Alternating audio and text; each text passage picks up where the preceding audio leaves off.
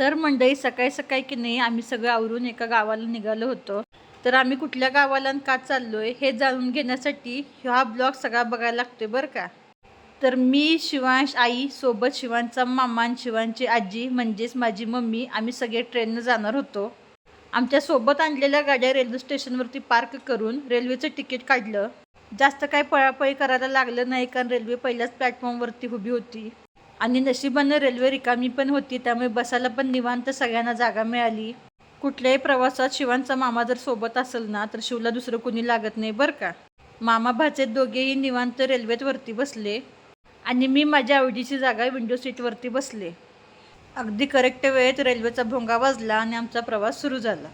कामाचं accurate timing कसं असावं हे ना रेल्वेकडूनच शिकावं. रेल्वे प्रवासात विकायला येणारी भेळ माझी फेवरेट, म्हणून मग भेळवाला दिसल्यावर भेळ खायला लगेचच घेतली.